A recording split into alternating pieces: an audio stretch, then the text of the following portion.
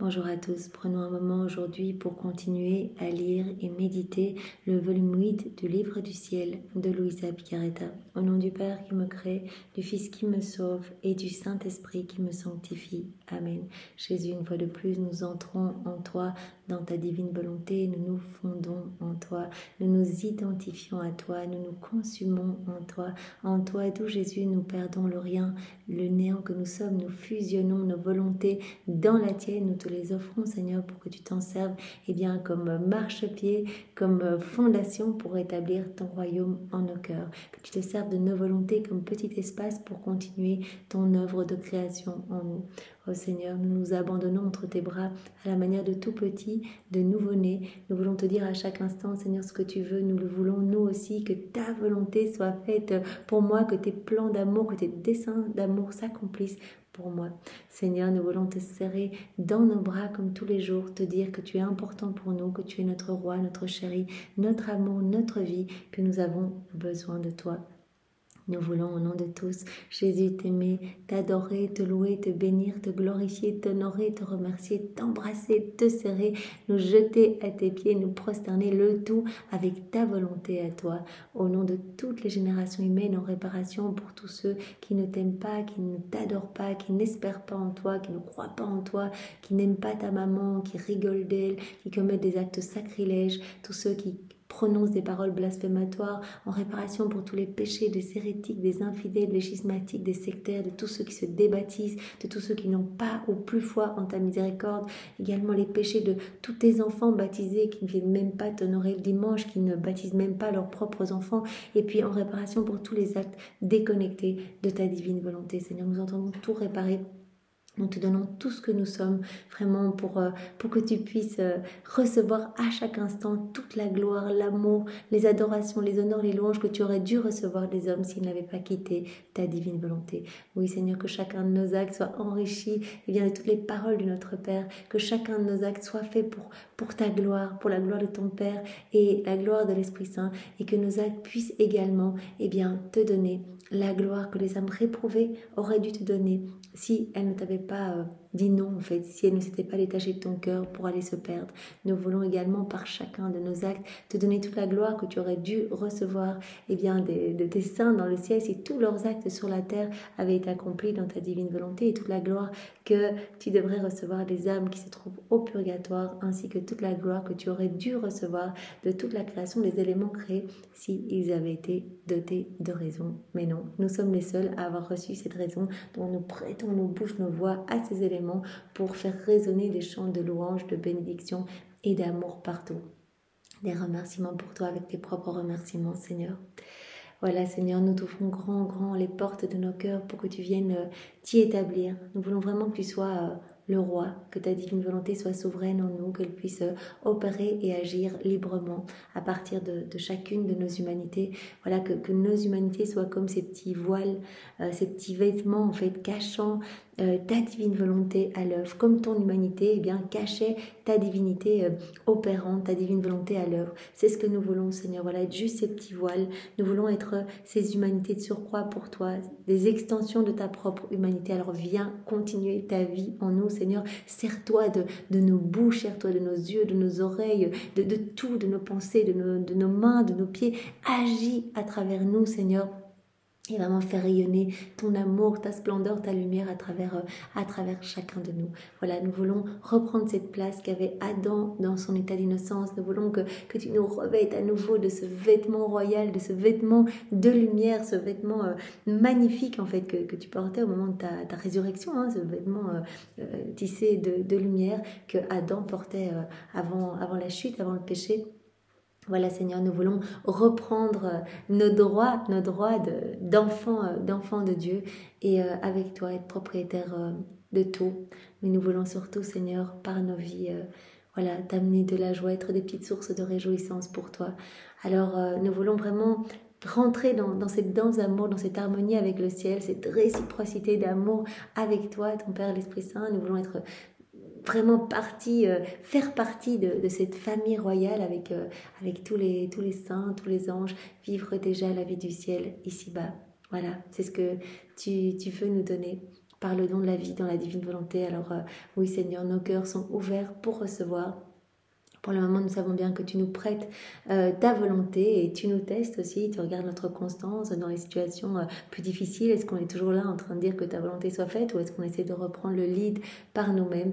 Donc tu nous testes aussi et un jour, nous savons bien que, voilà, que tu nous la donneras, ta divine volonté, et tu nous feras atteindre ce 4e niveau de vie, voilà, en union avec toi, ce 4e niveau de vie dans ta volonté où nous serons pur amour, pure lumière.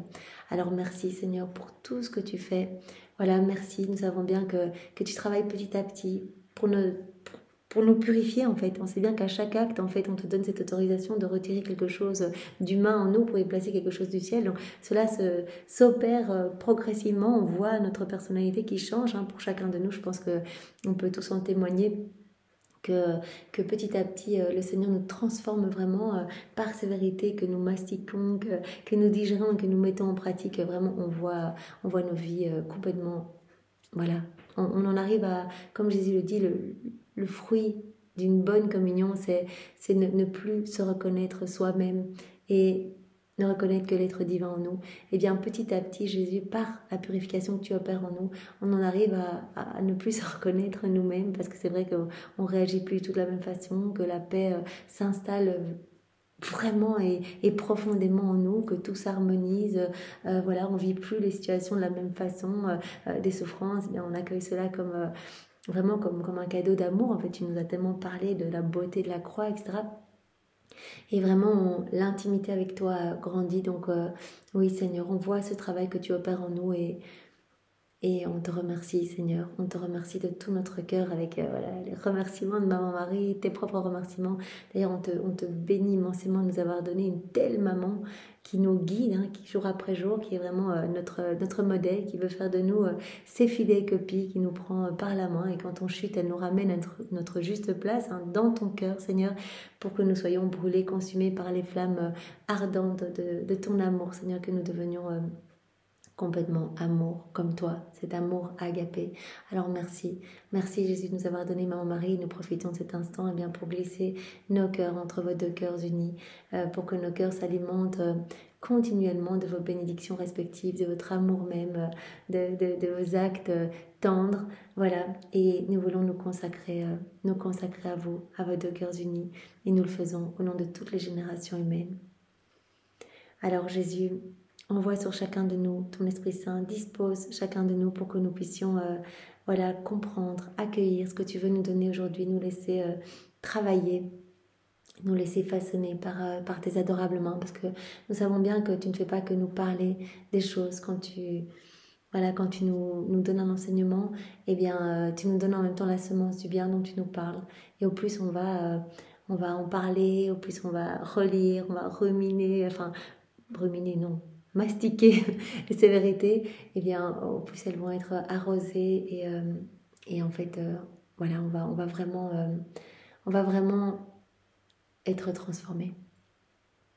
Alors Jésus, envoie sur chacun de nous ton Esprit Saint. Viens Esprit Saint, viens par la puissante intercession du cœur immaculé de Marie, ton épouse bien-aimée. Viens Esprit Saint, viens par la puissante intercession du cœur immaculé de Marie, ton épouse bien-aimée. Viens Esprit Saint, viens par la puissante intercession du cœur immaculé de Marie, ton épouse bien-aimée. Donc on a vu différents chapitres dans le volume 8. Nous sommes arrivés au chapitre 2, donc le chapitre 1 s'intitulait « Laisse-toi transformer » avec différents points. Jésus qui nous a appelés une fois de plus à la constance, à la fermeté, à faire le bien. Tout ça pour nous amener à la constance, à faire nos actes en fait.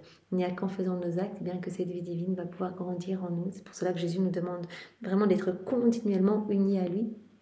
Tout le temps, parce que c'est une vie qui doit se former. Donc la vie du divin vouloir, la vie même de Jésus. Cette vie de sainteté, cette vie d'amour, cette vie de lumière, cette vie de prière. Alors Jésus nous a demandé, une fois de plus, que nous puissions nous laisser vraiment travailler et vider de tout. En fait, il veut qu'on arrive à notre néant. Si on est rempli de nous-mêmes, il ne pourra pas s'établir en nous, en fait. Donc il n'y a pas la place pour deux volontés. Donc on doit vraiment, à chaque acte, crucifier notre volonté propre au profit de sa volonté. Voilà, si on arrive vraiment à ce néant, à être vide, à mourir à nous-mêmes à chaque instant, eh bien Jésus va pouvoir nous remplir de lui Donc il veut qu'on plonge le rien que nous sommes dans le tout qu'il est, pour qu'il puisse nous inonder de sa présence. Jésus nous a parlé une fois de plus de la vérité, il nous a demandé d'être vrai, d'agir avec rectitude, avec droiture, parce que de la vérité jaillit toujours la lumière. Il a dit la lumière jaillit de la vérité, moi je suis la lumière parce que je suis la vérité. Alors il nous a demandé de rester calme, parce que les âmes paisibles font ses délices. En fait, Jésus peut vraiment travailler les âmes paisibles. Voilà, on est dans ses bras, on est abandonné. Et Jésus peut nous jeter des flèches d'amour, etc. Peut s'occuper de nous en fait à sa guise, créer à sa guise en nous, etc. Recréer son paradis dans notre cœur. Mais si on s'agite, c'est qu'on n'est plus dans les bras de Jésus. Donc même s'il essaie de nous jeter des flèches, en fait les flèches partent à droite à gauche parce qu'on est troublé, on est agité. Et on va être vraiment aux prises de toutes les forces obscures. Qu'on n'est plus dans les bras de Jésus, on va chuter dans toutes les embûches des démons. Mais quand on est dans les bras de Jésus, on est en sécurité. Et donc, il nous demande de rester calme pour qu'il puisse travailler en nous. Donc, on doit être vigilant quand on sent qu'on s'agite, qu'on est impatient, c'est qu'on n'est plus dans la divine volonté. Donc, Jésus dit, reviens vite et moi, je vais m'occuper de tout en toi. Alors Jésus nous a demandé d'être purs dans toutes nos intentions, de tout faire avec cette intention de le glorifier. Il nous a demandé d'être obéissant à sa divine volonté, l'obéissance étant cette porte lui permettant de rentrer dans notre âme, mais étant aussi cette clé lui permettant d'ouvrir la porte pour prendre possession de Dieu. Alors Jésus nous a demandé de devenir complètement amour, que l'on s'alimente quotidiennement de l'amour, que notre amour soit fort. Alors il nous a demandé d'accueillir sa grâce. La grâce est une partie de lui. Donc, une fois de plus, comme dans les volumes précédents, accueille ma grâce et corresponds-y. Donc, réponds tout de suite à ma grâce. Voilà, donc tu dois toujours considérer qu'il n'y a que toi et moi, sur la terre. Et tu ne dois regarder que moi. En fait, tes yeux ne doivent être fixés que sur moi. Donc, à ce moment-là, tu vas pouvoir recevoir ma grâce.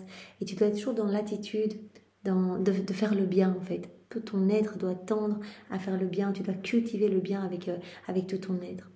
Alors Jésus nous a demandé d'accueillir nos croix, donc la croix magnifique, fortune de l'âme, un trésor apte à rendre l'âme heureuse pour l'éternité.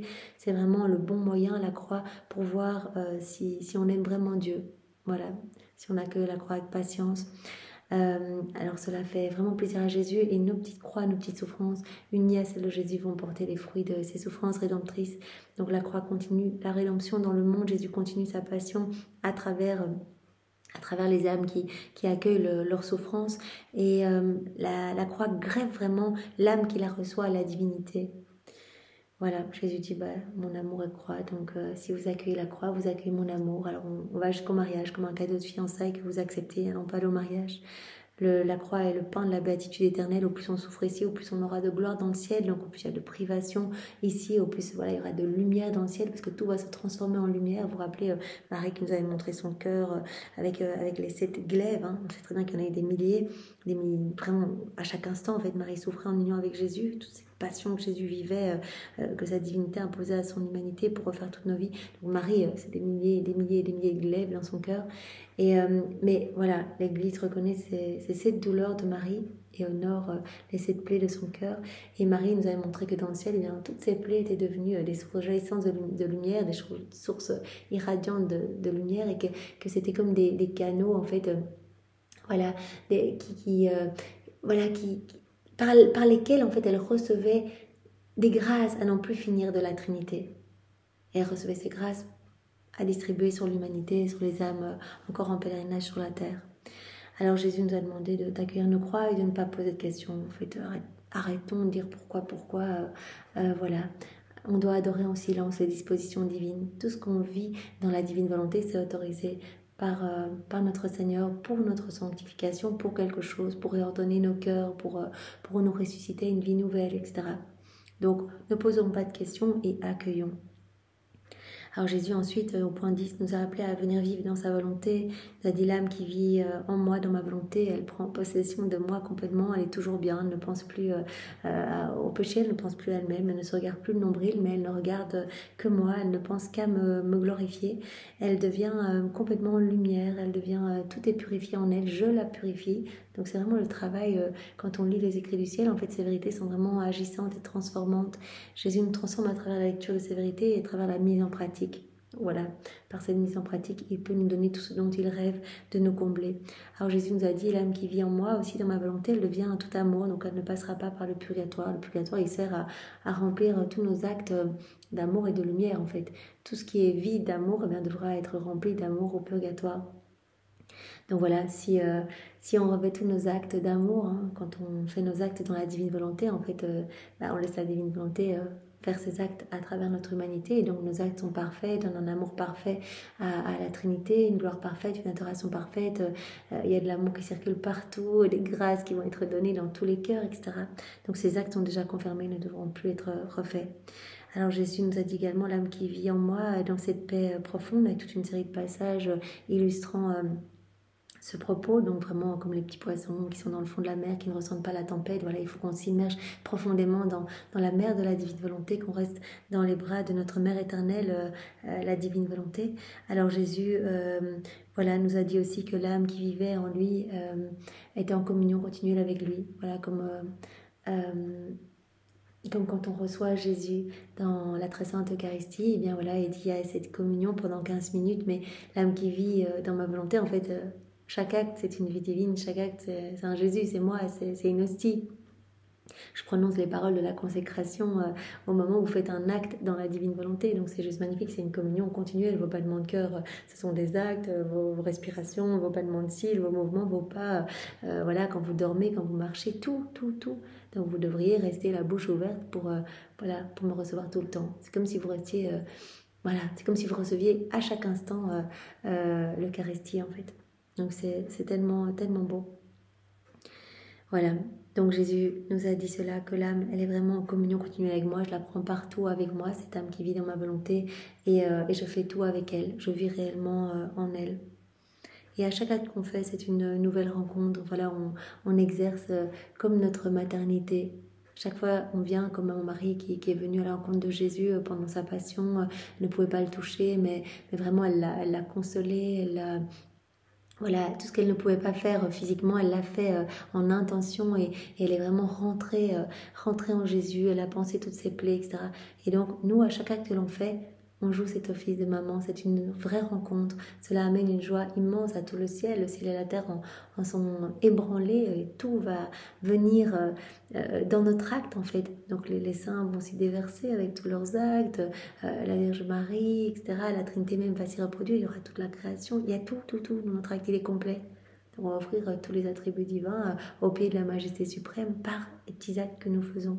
Donc cette communion est continuelle et Jésus dit à chaque fois, c'est l'amour qui croît dans l'âme en fait. À chaque rencontre, il y a plus d'amour en elle.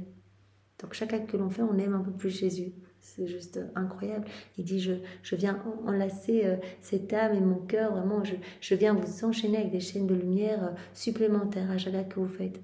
Chaque acte, c'est comme un lien supplémentaire de filiation, de paternité. Alors Jésus nous a dit également que l'âme qui vivait dans sa volonté, elle faisait du bien à tous. On le sait, hein.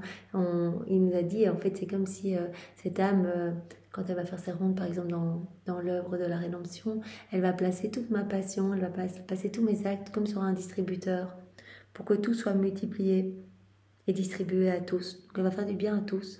Voilà, on remet en mouvement. Par exemple, quand on fait une ronde dans l'œuvre de la rédemption, on vient au moment de la vie de Jésus, quand il est petit, ou bien au moment de son baptême, au moment des noces de Cana. Enfin, on peut vraiment méditer toute la vie de Jésus. À chaque instant, on réactualise. Il suffit d'y penser dans la divine volonté, et cela se renouvelle dans notre cœur avec tous les fruits qui y sont attachés, qui vont se déverser non seulement premièrement en nous, et puis dans tous les cœurs. Donc on remet en mouvement.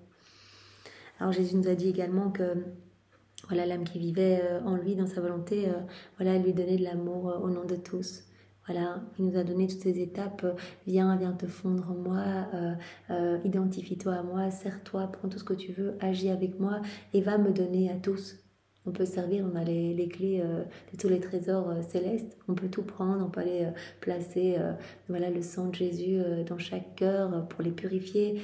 On peut nettoyer voilà, chaque âme avec les larmes de Maman Marie. On peut disposer chaque cœur à recevoir le Saint-Sacrement justement avec l'eau mêlée des larmes de Jésus lors de la dernière scène. On peut prendre les paroles de Jésus, les graver dans chaque cœur et répondre au nom de tous. J'accueille cette parole transformante et je me laisse illuminer par ces paroles de vie, on peut voilà, leur enseigner les agonisants et leur demander vraiment, vraiment leur parler de Jésus et leur dire à l'oreille, voilà, quand Jésus viendra, il faut donner votre oui et vous serez sauvés, Jésus vous aime, Jésus est miséricorde. C'est rien, tous nos petits péchés dans l'océan de son amour.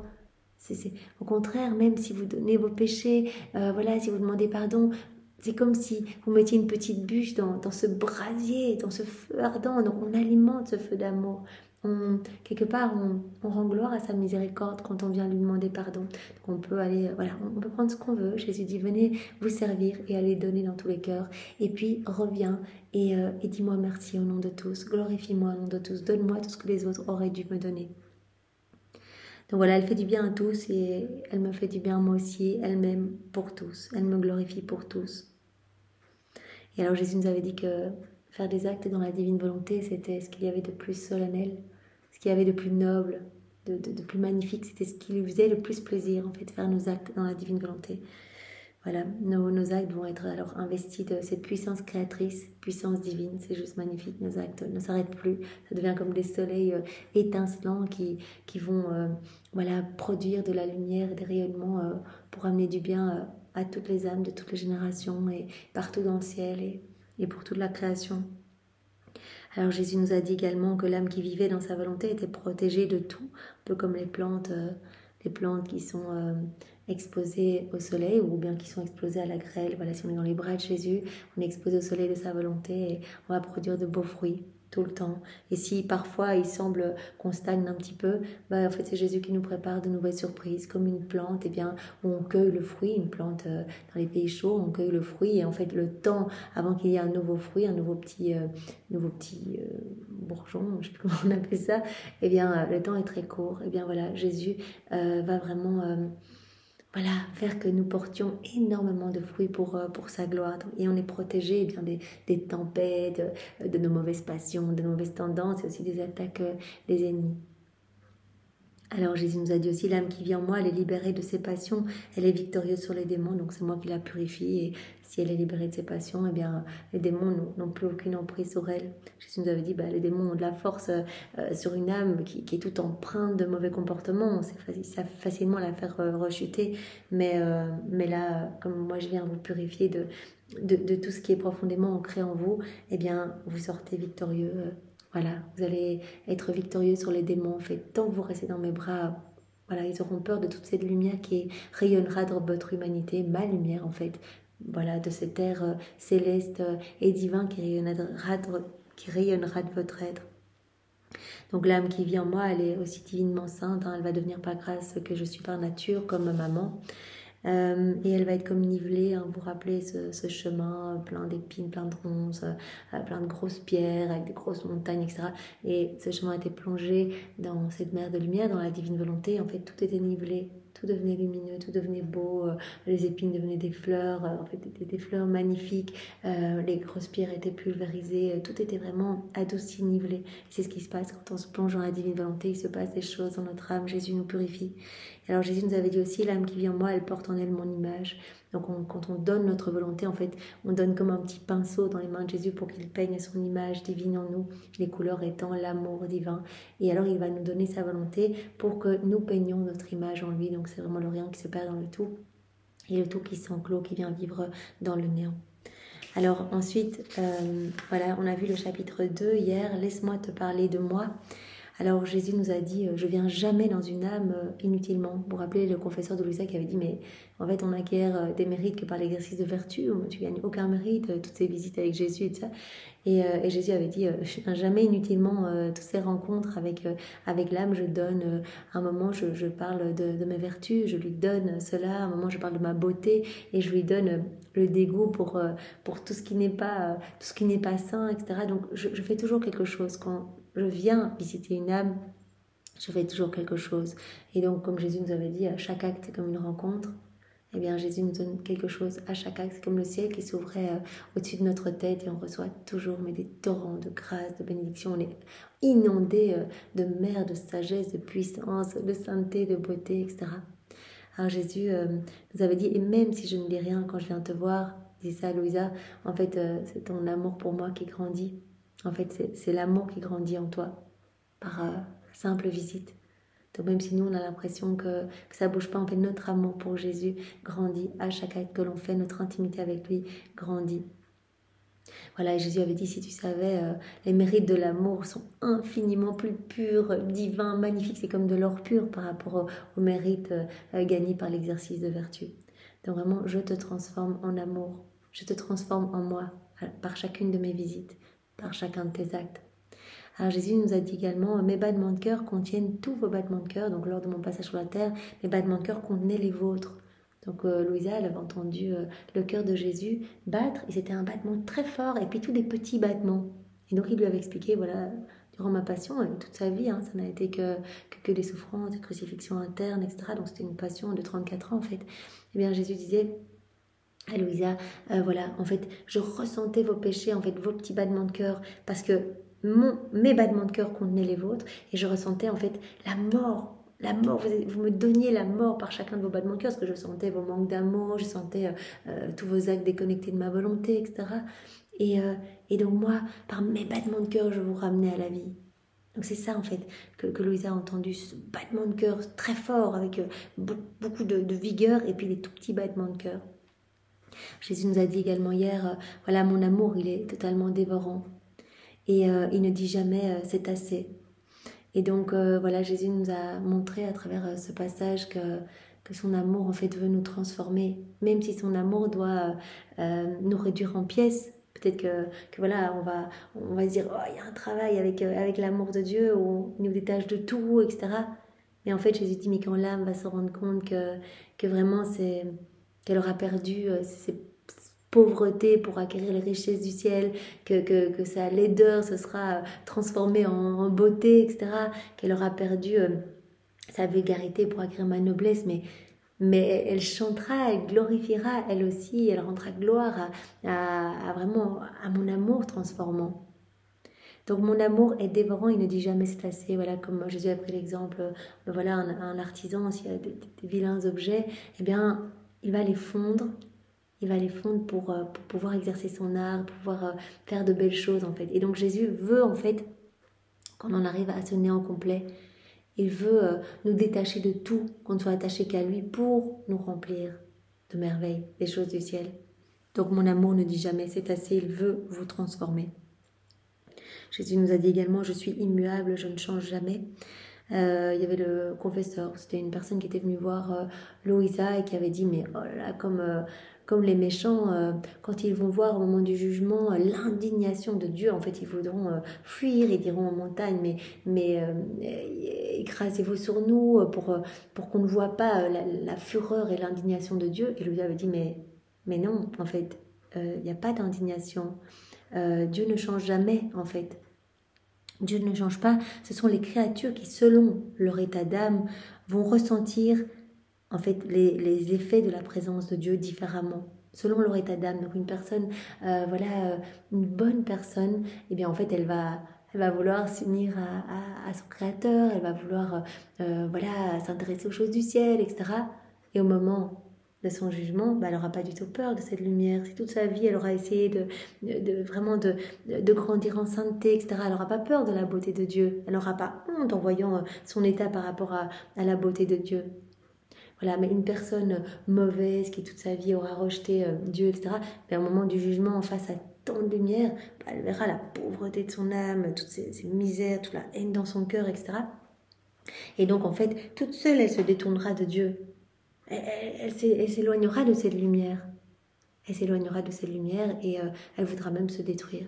Donc Louisa avait dit ça à la personne qui lui avait fait cette remarque. Et elle avait dit, mais non, c'est une idiotie ce que j'ai dit. Et Jésus a dit, non, je suis immuable, moi je ne change jamais. C'est effectivement les hommes, en fait, c'est les créatures, selon leur état d'âme, qui vont ressentir différemment ma présence. Alors on avait terminé par Jésus qui nous avait dit, voilà, je veux naître et grandir dans tous les cœurs. Comment naître dans les cœurs? Il faut que l'âme me fasse de la place dans son cœur, exactement comme si une personne vient s'installer chez vous, et bien, pour qu'elle se sente bien, il faut que vous lui fassiez un peu de place pour qu'elle puisse mettre ses affaires. Voilà, et bien là, je peux naître dans les cœurs quand l'âme me fait de la place et quand elle fait tout par amour pour moi. Et Jésus nous a parlé après de l'amour héroïque, l'amour magnifié, l'amour sacrificiel. Voilà, donc sacrificiel, hein, c'est ce qui se passe à chacun de nos actes. Il y a un sacrifice de notre volonté propre au profit de la divine volonté. Et ça va accroître son bonheur. Non seulement il va naître en nous, mais il va grandir en nous. C'est ce que Jésus nous avait dit ici. C'était tellement beau. Donc l'amour magnifié, l'amour sacrificiel, l'amour héroïque, ces trois amours font grandir mon bonheur d'une façon merveilleuse parce qu'elles rendent l'âme capable d'actions dépassant ses forces vu qu'elle agit uniquement avec ma force. Ces amours font faire croître l'âme en coopérant non seulement à augmenter son amour pour moi, voilà, par chacun de nos actes qu'on va faire dans la divine volonté, on va aimer de plus en plus Jésus, notre amour va grandir pour lui et il y a à chaque fois un déversement d'amour spécial sur nous, hein, donc il va nous aimer à chaque fois davantage, on lui offre un amour parfait et il redouble encore cet amour pour le déverser sur nous. Donc ces amours font croître l'âme en coopérant non seulement à augmenter son amour pour moi, mais aussi celui des autres. Voilà, par chaque acte qu'elle va faire, voilà, chaque petit sacrifice de sa volonté propre au profit de la divine volonté, eh bien, il y a aussi des choses qui vont se passer dans les autres cœurs, qui vont revenir à moi. Voilà, il y a des grâces qui sont distribuées à tous. Jésus dit, tout le monde va recevoir quelque chose. Maintenant, en fonction de l'ouverture de cœur, eh bien, voilà, les grâces vont soit glisser sur la paroi hermétique de leur cœur ou alors rentrer. Mais il y a des âmes qui vont m'aimer plus, qui vont revenir à moi, qui vont se repentir, qui vont retourner à l'église, qui vont... voilà. Cette âme en viendra à tout endurer, même la mort, pour triompher de tout et pouvoir me dire, je n'ai rien d'autre, tout en moi est amour pour toi. Donc cet amour grandit par chacun des actes que nous faisons, ces actes vraiment empreints du sacrifice. En fait, à chaque fois on dit non, pas ma volonté mais la tienne.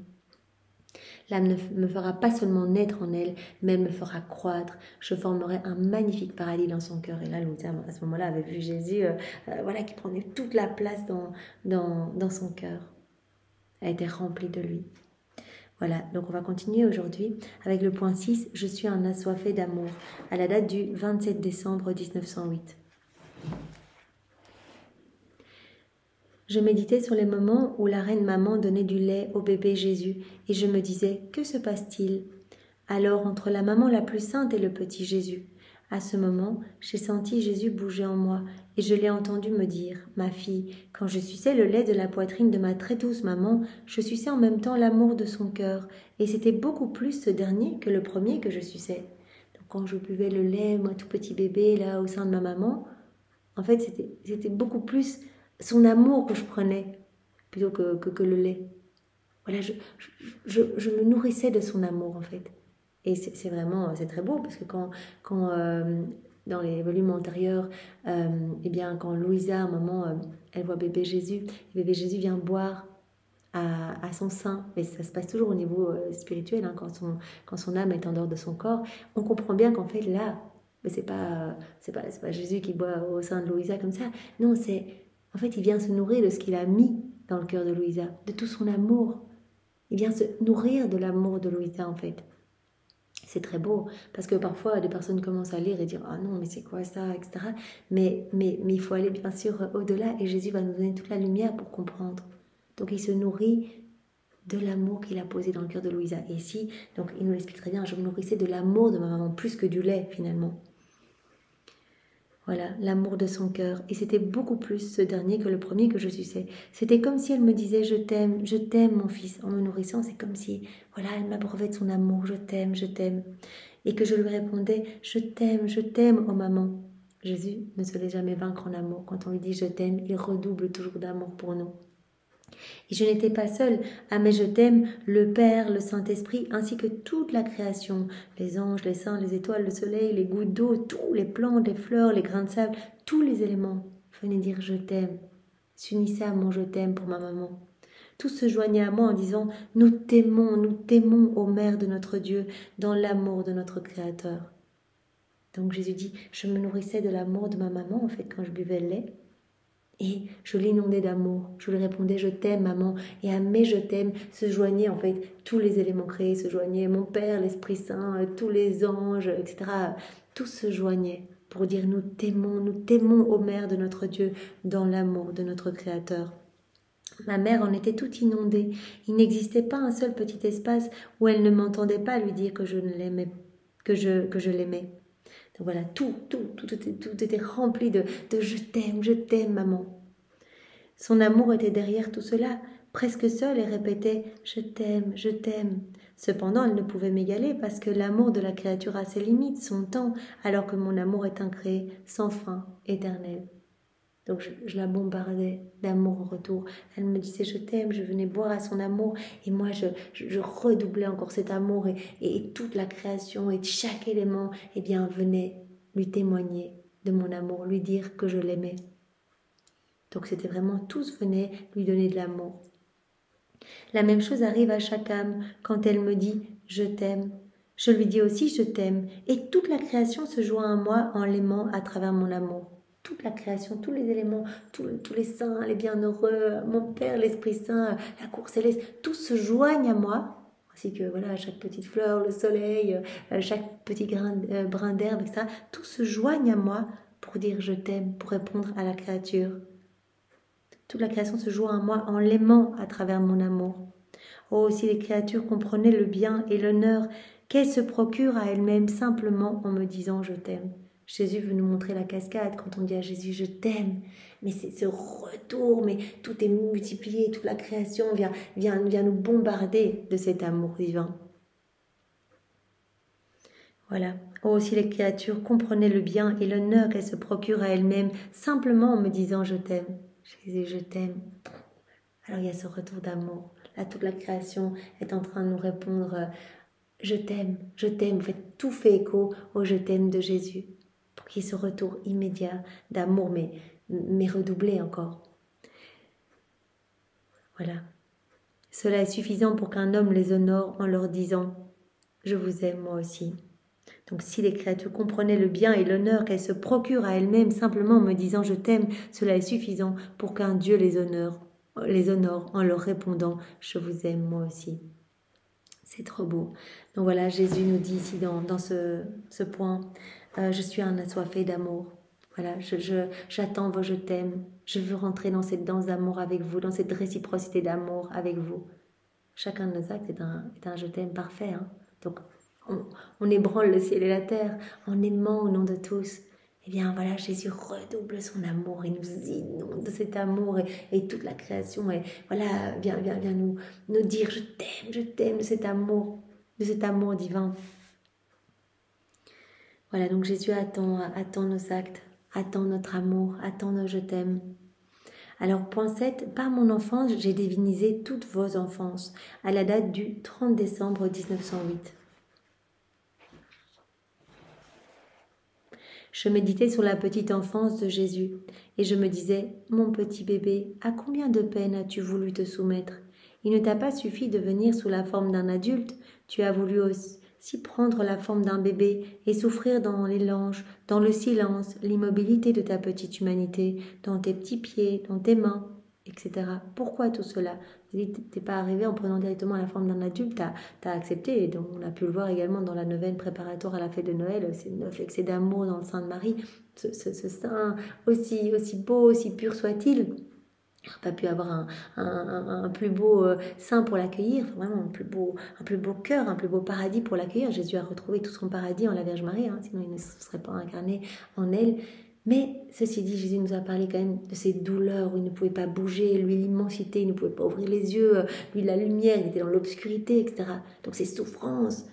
Et Louisa dit, et quand tu étais bébé, là, tu as accepté d'être immobile, à ne pas savoir parler, à pas savoir bouger, les bébés qui ne savent pas se retourner, etc. Pourquoi tu as accepté tout cela? Comme je réfléchissais à cela, il remua en moi et me dit, ma fille, mes œuvres sont parfaites. Tout ce qui a été établi, tout est parfait. J'ai voulu venir comme un petit bébé pour diviniser tous les petits sacrifices et toutes les petites actions qu'il y a dans la petite enfance, pour diviniser chaque acte de la petite enfance, chaque petit sacrifice, toutes les petites actions de la petite enfance. J'ai tout divinisé par mon enfance. Et aussi, Jésus est venu petit bébé pour ne pas nous faire peur, pour ne pas nous affoler et pour que vraiment, on puisse voir son humilité aussi à travers ce petit bébé. Ainsi, jusqu'à ce que les bébés commencent à commettre les péchés, tout reste absorbé dans mon enfance et est divinisé par moi. Jusqu'à ce que le bébé commence à commettre des péchés, est-ce que c'est l'âge de raison à 7 ans, on l'a vu avant, Jésus dit, tout est divinisé en fait, tout est absorbé en moi. J'ai tout sanctifié. Tout est absorbé dans ma propre enfance. Mais quand les péchés commencent à apparaître, alors commence une séparation entre moi et la créature, une séparation douloureuse pour moi et triste pour elle. Donc jusqu'à ce que l'enfant commette des péchés, en fait, tout est absorbé en Dieu, tout est divinisé, tout est saint dans l'enfant. C'est pour cela que Jésus nous demande d'être comme ces tout petits. Donc Dieu donne le mouvement par des étincelles divines, il nous donne le mouvement, l'être, etc. Il nous donne la possibilité de faire nos actes, par ce mouvement, par le fait que nous soyons en vie. Et les petits qui ne commettent pas de péché, eh bien tout revient directement à Dieu, tout honore Dieu, tout le glorifie. Donc chaque acte de petit, quand on voit des petits enfants, eh bien tous leurs actes glorifient Dieu en fait. Tous leurs actes sont saints. Jésus dit, tous leurs actes sont absorbés dans ma petite enfance. Tout est divinisé, tout est sanctifié. C'est pour ça que Jésus dit, qui accueille un petit m'accueille. Malheur à ceux qui font du mal aux enfants, etc. Tout est saint en eux. Jusqu'au moment où ils arrivent à l'âge où ils vont commencer à commettre des péchés volontairement. Je lui dis, comment cela se peut-il ? Comment cela peut-il se faire puisque les bébés n'ont pas l'âge de raison, n'ont pas de raison, ils ne sont donc pas capables de gagner des mérites. Alors Jésus répond, il reprit, premièrement parce que je donne les mérites par ma grâce. C'est moi qui donne tous les mérites. Par ma grâce. Et deuxièmement, parce que ce n'est pas leur volonté qui peut les empêcher de gagner des mérites. Ils sont dans l'état de la petite enfance tel que voulu par moi. Ils sont exactement dans l'état que j'ai voulu. Tout est saint en eux. Il n'y a rien qui vraiment qui les sépare de moi. C'est le péché qui nous sépare de Dieu, qui nous éloigne de Dieu, etc. Là, Jésus dit, en fait, tout ce qu'ils font, c'est voulu par moi. Ils sont dans l'état de la petite enfance tel que voulu par moi, et en plus c'est moi qui donne les mérites par ma grâce. Que Louise a dit, mais comment ils n'ont pas la raison pour essayer de gagner des mérites? Jésus dit non, c'est moi qui donne les mérites par ma grâce, et deuxièmement, ce n'est pas leur volonté qui peut les empêcher de gagner des mérites. Ils sont dans l'état de la petite enfance, et cet état est voulu par moi. Donc vraiment, voilà, c'est pour ça que quand Jésus dit redevenez des tout petits, on comprend bien, sans malice, sans péché, absorbés en Dieu, où tous les actes sont saints. Alors Jésus donne 2 exemples. Un jardinier qui a mis en terre une plante n'est pas seulement honoré par elle, mais il en cueille les fruits, même si la plante n'a pas l'usage d'une raison. La plante n'a pas l'usage de raison, mais le jardinier va être honoré, il va accueillir les fruits, etc. de cette plante. Il en est ainsi pour un artisan aussi qui va sculpter une statue, pas de raison, mais il va être honoré par cette statue. Et pour plein d'autres choses, c'est uniquement le péché qui sépare l'homme de Dieu. Seul le péché détruit tout, sépare la créature de son créateur. Donc tant qu'il n'y a pas de péché dans l'enfant, elle est tout absorbée en Dieu en fait. Tout est saint en elle. Seul le péché détruit tout et sépare la créature du créateur. Pour tout le reste, même pour les choses les plus simples, tout vient à la créature par moi et me revient avec la marque d'honneur du créateur. Donc pour les tout petits, voilà, tous leurs actes sortent de Dieu, mais tout revient à Dieu avec, comme dit Jésus ici, cette marque d'honneur. Voilà. Tout me revient avec la marque d'honneur du Créateur. Donc en fait, tous les actes des petits me glorifient. Ils sont dans l'état que je veux pour eux, dans l'état de la petite enfance tel que voulu par moi. Voilà. Donc Jésus nous a dit, par mon enfant, j'ai divinisé toutes vos enfances, sanctifié tous les actes de l'enfance, tous les petits sacrifices, toutes les petites actions qu'il y a dans cette petite enfance. Alors point 8, j'aime être débiteur des âmes. À la date du 22 janvier 1909. Donc j'aime avoir des dettes envers les âmes.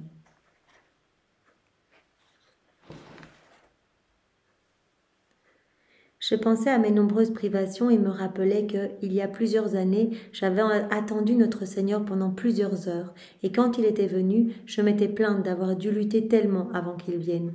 Il m'avait dit, ma fille, quand je te surprends en venant sans que tu m'attendes, alors tu es en dette avec moi, mais quand je te fais attendre pendant un certain temps et que je viens ensuite, je suis en dette avec toi. Et penses-tu que c'est peu de choses qu'un Dieu soit en dette avec toi? Bon, rappelez, on avait vu ce passage d'ailleurs, c'était un volume, je ne sais plus, le 6 ou 7. Louisa, elle avait attendu beaucoup Jésus et donc elle souffrait tellement. Et Jésus avait dit, mais si je venais tout de suite, tu serais en dette envers moi. Mais si je te fais attendre, c'est moi qui ai une dette envers toi. Et crois-tu que ce soit peu de choses qu'un Dieu soit en dette envers toi? Alors elle repense à cela. Alors je me suis dit, à cette époque, c'était juste des heures que j'attendais.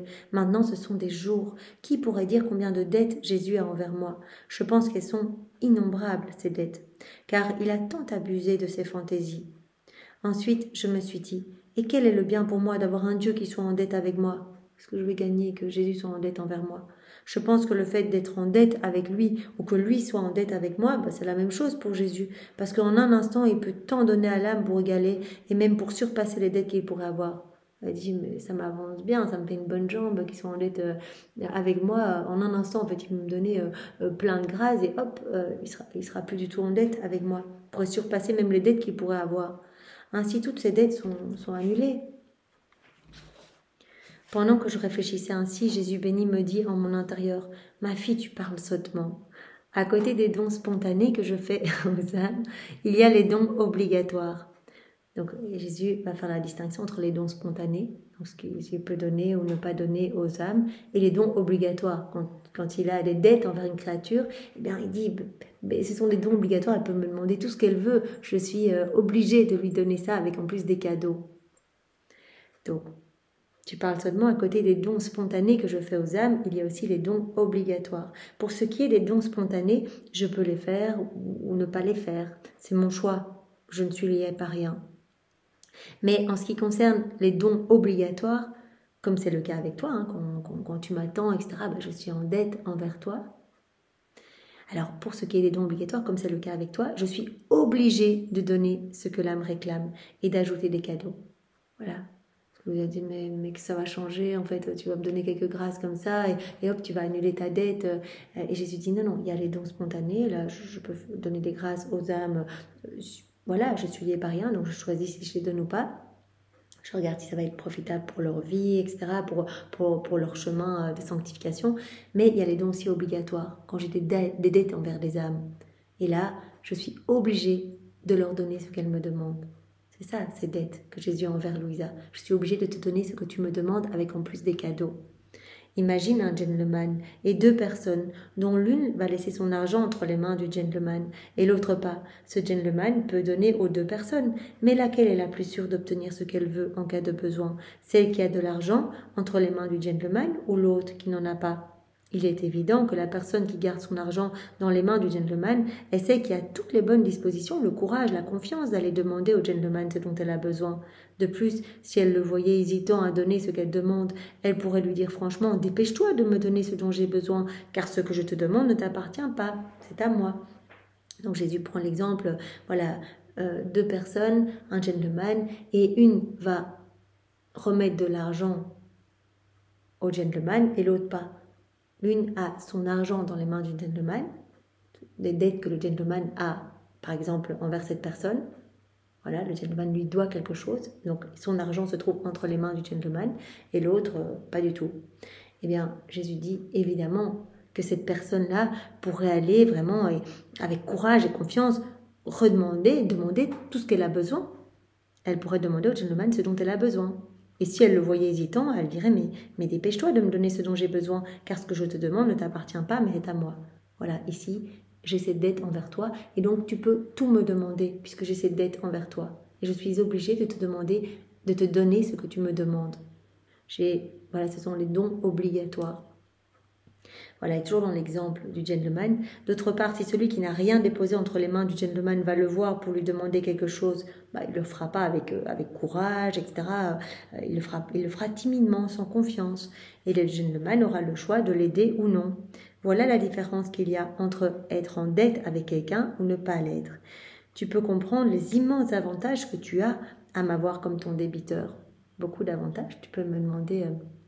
ce que tu veux, je te l'accorderai. Jésus sait bien sûr qu'il y a une volonté unique voilà, entre lui et Louisa, et que ce que Louisa demande, c'est ce que Dieu veut. Pendant que j'écrivais, j'ai pensé à un autre non-sens. Quand je serai au ciel, mon cher Jésus, tu te sentiras irrité d'avoir accumulé tant de dettes envers moi, tandis que si tu viens maintenant, puisque je serai en dette avec toi, toi qui es si bon, dès notre première rencontre, tu vas annuler toutes mes dettes. Ça veut dire en fait, quand je vais arriver dans le ciel, tu auras tellement de dettes envers moi, parce que tu m'auras fait attendre tellement de moments, toutes ces souffrances liées à la privation de toi, eh bien tu seras peut-être irrité d'avoir tellement de dettes. Tandis que si tu viens tout de suite, moi, je vais avoir des dettes envers toi, mais tu pourras les annuler tout de suite. Voilà, tu peux tout, tu pourras annuler toutes ces dettes. Donc il vaut mieux pas que tu sois irrité voilà, en contractant des dettes envers moi. Moi qui suis mauvaise, je ne laisserai pas aller les choses et je demanderai paiement même pour le moindre moment d'attente. Pendant que je pensais ainsi, il me dit en mon intérieur, « Ma fille, je ne serai pas irritée, mais je serai content d'avoir toutes ces dettes envers toi. Je serai content parce que mes dettes sont des dettes d'amour. Ce sont des dettes d'amour et que je désire bien plus, que je désire bien plus être en dette avec toi que le contraire. Je désire bien plus être en dette avec toi que le contraire. Ce sont des dettes d'amour. Donc je serai content d'avoir toutes ces dettes envers toi. En fait, ces dettes que j'aurai avec toi seront des gages et des trésors que je garderai dans mon cœur pour l'éternité. Ouais, tous ces moments où tu m'auras attendu, tu auras tellement souffert parce que voilà, j'étais en train d'exercer ma justice et que je ne venais pas te voir, parce que quand je viens te voir, tu me désarmes, etc. Eh bien, ce sont des gages et des trésors que je garderai dans mon cœur pour l'éternité. Et ces trésors-là te donneront le droit d'être aimé plus que les autres. Ce sera plus de joie et de gloire pour moi, et tu seras récompensé pour ne fût-ce qu'un soupir, une minute, un désir, un battement de cœur. Tu seras récompensé pour tout au centuple. Voilà, donc ce sont vraiment des gages et des trésors que je garderai dans mon cœur pour l'éternité et qui te donneront le droit d'être aimé plus que les autres. Voilà, donc je suis heureux d'être en dette avec toi parce que ce sont des dettes d'amour. Plus tu demanderas avec empressement et avidité, plus grand sera le plaisir que tu me donneras et plus je te donnerai. Es-tu contente maintenant ? Je suis restée confuse et ne savais quoi dire de plus. Donc voilà, Jésus nous dit, j'aime être débiteur des âmes parce que ce sont des dettes d'amour. Des dettes d'amour, des gages, des trésors que je garde pour l'éternité dans mon cœur et qui donnent le droit à la créature eh bien, d'être aimé plus que les autres. Alors, 9e point, par ma passion et ma résurrection, j'ai incorporé toutes les âmes à moi. À la date du 6 septembre 1908.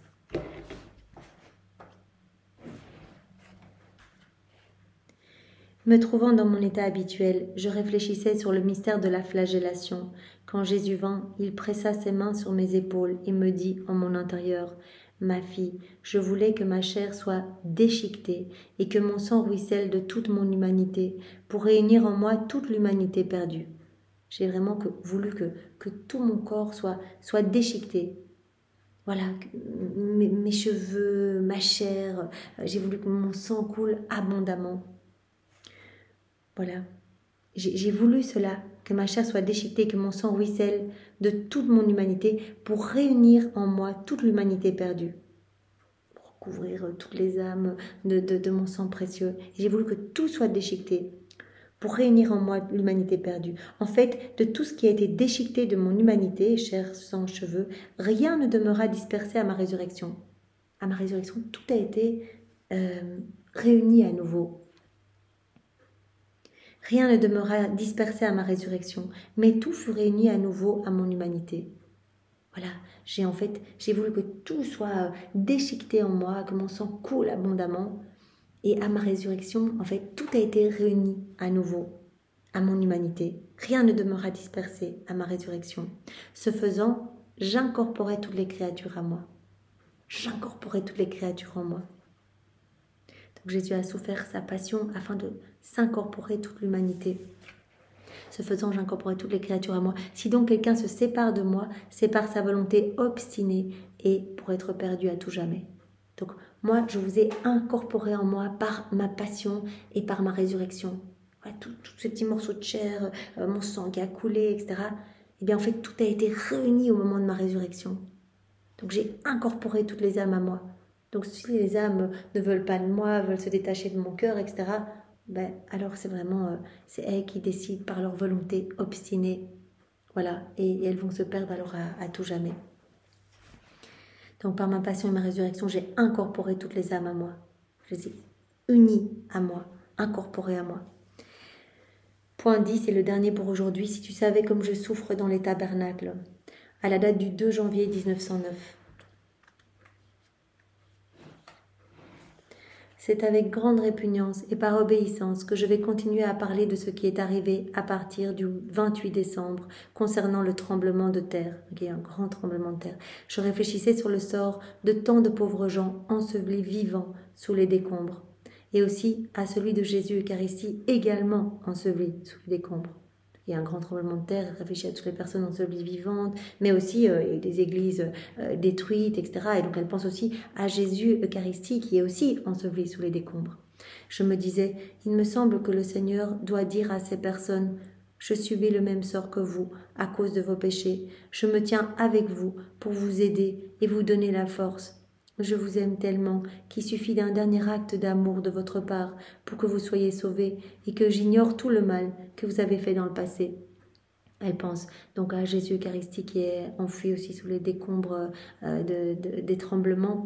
Et alors, voilà, il semble que le Seigneur doit dire à ces personnes, donc elle imagine que Jésus est en train de dire aux âmes, je subis le même sort que vous à cause de vos péchés, je me tiens avec vous, je suis avec vous pour vous aider, pour vous donner la force. Tout ce que je veux, c'est que vous me donniez votre oui. Je vous aime tellement qu'il suffit d'un dernier acte d'amour de votre part, un oui, juste un petit oui, pour que vous soyez sauvés et que j'ignore même, que j'oublie tout le mal que vous avez fait dans le passé. Donnez-moi juste votre oui. Donc voilà, elle pense à ces décombres, les gens ensevelis vivants, etc. Et elle pense à Jésus qui est là, qui donne force et courage à chacun en disant « Donnez-moi votre oui, je veux que vous soyez sauvés. » Un seul oui de votre part, un seul acte d'amour de votre part, et vous serez sauvés. Et j'ignorerai tout le mal que vous m'avez fait dans le passé.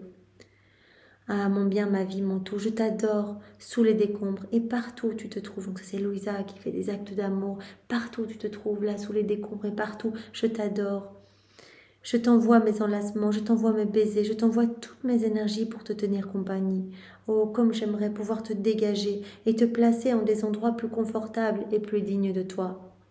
À ce moment, mon adorable Jésus me dit intérieurement, « Ma fille, tu as parlé quelque part de l'amour excessif que j'ai pour les gens, même quand je les châtie. » L'exercice de la justice est toujours accompagné de grâce. La justice et la miséricorde sont toujours liées. Donc, quand il y a des châtiments que Jésus autorise, voilà, ces tremblements de terre, etc., eh bien, il y a toujours des grâces qui sont données. C'est pour que les âmes soient sauvées. Tu as parlé de l'amour excessif que j'ai pour les gens, même quand je les châtie. Cependant, il y a plus encore. Sache que mon sort dans le sacrement de l'Eucharistie, mon sort là, dans l'hostie, est peut-être moins malheureux sous les pierres que dans les tabernacles. C'est peut-être moins malheureux là, sous les pierres, que dans les tabernacles, dans les mains des prêtres, etc. Les sacrilèges commis par les prêtres et par le peuple sont si nombreux que je deviens lassée de descendre dans leurs mains et dans leur cœur. Avec leurs sacrilèges qui accueillent en état de péché mortel Jésus, qui ne sont pas du tout disposés, qui pensent à autre chose, Jésus qui est tout brûlant d'amour et qui veut tout donner, et les âmes qui sont là, qui récitent mécaniquement des prières, qui demandent des grâces, ou qui viennent juste pour l'offenser, qui ne pensent pas du tout à lui, qui viennent juste, même pour un mariage, pour un enterrement, que sais-je, mais qui ne sont pas du tout là pour Jésus.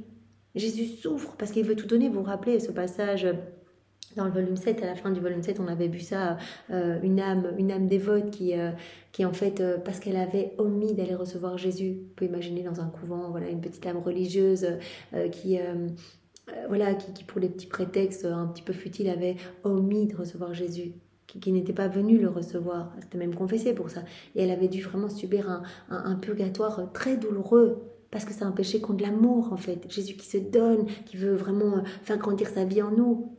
Et si on ne vient pas le recevoir ou qu'on le reçoit n'importe comment, mais c'est vraiment un grave péché contre l'amour. Donc Jésus dit, là sous les décombres, le sort le sort dans l'Eucharistie est peut-être moins pire même là sous les décombres que dans le tabernacle, dans les mains des prêtres ou dans les cœurs qui me reçoivent. Les sacrilèges commis par les prêtres, par le peuple sont si nombreux que je deviens lassée de descendre dans leurs mains et dans leurs cœurs, au point de me sentir contraint de les détruire presque tous. J'autorise que des églises soient détruites, j'autorise que des prêtres meurent, etc. Parce qu'il y a tellement d'offenses, tellement d'irrévérences qu'en fait, voilà, les personnes qui viennent me recevoir me déshonorent plus qu'elles ne m'honorent. Ça, Jésus l'avait dit dans un autre passage, je pense que c'était au volume 11 ou 12. Voilà. Parce que Louisa avait dit, mais Jésus, il y a déjà plus tellement de prêtres, s'il n'y en a plus, mais qui va te faire descendre dans la Sainte Eucharistie, enfin, qui va te consacrer, etc. Jésus avait dit, mais je donnerai plus de grâce alors à ceux qui restent. Mais pour le moment, il y a trop de sacrilèges. Les sacrilèges commis par les prêtres et par le peuple sont si nombreux que je deviens lassé de descendre dans leurs mains et dans leur cœur, au point de me sentir contraint de les détruire presque tous. Et que dire des ambitions et des scandales de certains prêtres, les prêtres qui recherchent leur gloire personnelle, qui sont vraiment à essayer de rechercher l'amour des paroissiens plutôt que l'honneur de Dieu, la gloire de Dieu, etc. Qui cherchent aussi, Jésus avait parlé ça dans les volumes précédents, aussi le côté un peu mercantile de certains prêtres qui vont dire des messes uniquement parce qu'ils reçoivent tel montant par messe, etc. Mais sinon, ils ne disent pas de messe, etc. Donc, Jésus est tellement blessé, en fait. Il dit, mais le scandale de certains prêtres, tout est ténèbres en eux. Dans certains cœurs, là, tout est noir, tout est sombre. Ce ne sont plus du tout des guides pour leurs paroissiens, pour les laïcs.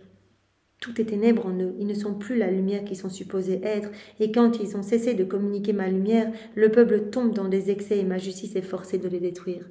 Le problème, c'est qu'ils ne communiquent plus ma lumière, puisque eux-mêmes sont ténèbres, et donc en fait, les laïcs se perdent eux aussi. Ils n'ont plus de lumière, ils n'ont plus de guide, et alors ils se perdent complètement. Je suis forcée de les détruire. Voilà, donc Jésus qui nous a dit ici, je souffre, si tu savais comme je souffre, voilà, dans les tabernacles, que je souffre dans les cœurs qui me reçoivent, qui sont mal disposés, que je souffre dans les mains de prêtres qui me consacrent, mais vraiment, parfois ce sont des mains sanguinaires, hein, comme Jésus nous l'a dit dans cette heure de sa passion, où il s'institue justement dans Saint-Sacrement, hein, donc il explique toutes les offenses qu'il reçoit dans Saint-Sacrement, il dit, mais voilà, parfois ce sont des mains, mais tellement sales, en fait, tellement remplies de péché que je suis là à nouveau comme le petit agneau qui attend qu'on le mette à mort. En fait, il renouvelle le déicide quand il me consacre. C'est pour cela on doit être là, on doit réparer, on doit venir à la messe vraiment pour dire, mais Jésus, mais je te recouvre de la pureté des anges, là je veux être consacré avec toi dans les mains de chaque prêtre qui te consacre, pour te recouvrir de ta propre beauté, de tes attributs divins, des parfums célestes, de la beauté de ta maman, etc. Viens dans mon cœur d'où Jésus, et je te donnerai bien ce que les autres âmes auraient dû te donner. Je veux me trouver dans tous les cœurs qui t'ont reçu, qui te reçoivent, qui te recevront pour te dire, Jésus, je t'aime, Jésus, je veux que tu viennes vivre en moi, Jésus, s'il te plaît, développe ta vie en moi. Jésus, je te demande pardon pour tous mes actes déconnectés de ta divine volonté qui étouffe ta vie divine en moi. Je veux te laisser désormais toute la place, je te reconnais, je te loue, je te bénis et je t'aime. Dans chaque cœur, on le dit à la place des personnes qui ont reçu Jésus, qui sont en train de le recevoir maintenant. On refait toutes les messes dans la divine volonté, toutes les adorations dans la divine volonté. On dit, Jésus, je m'unis à ta divinité, à ton humanité, à ta volonté, je veux cette union parfaite. Quand on refait les adorations, Jésus a dit, c'est ça la vraie adoration, c'est cette union. Si vous vous plantez devant un Saint-Sacrement en pensant à autre chose, finalement c'est plus un déshonneur que de l'amour pour moi. Donc je veux vraiment que vous vous unissiez à moi dans ma journée eucharistique, dans tout ce que je fais, dans toutes mes peines, mes souffrances. Il y a toute ma vie dans l'Eucharistie. Il y a tout. Donc si vous vous unissez à moi, je peux tout vous donner. Je peux vous donner tous les fruits de chaque moment de ma vie. Et cela va déborder dans votre cœur à tous les cœurs.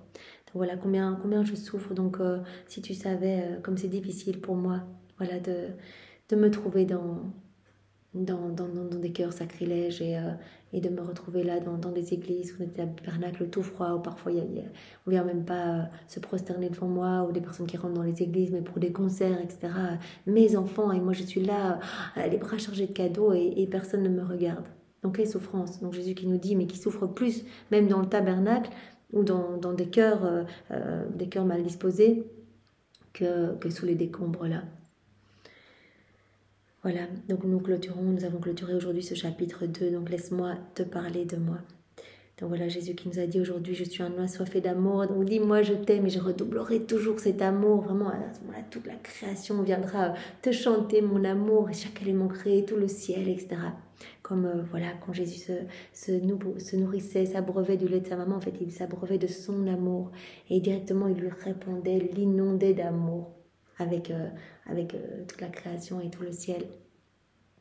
Alors Jésus nous a dit, par mon enfant, j'ai divinisé tous vos enfants, j'ai sanctifié toutes vos petites actions de l'enfance, vos petits sacrifices de l'enfance.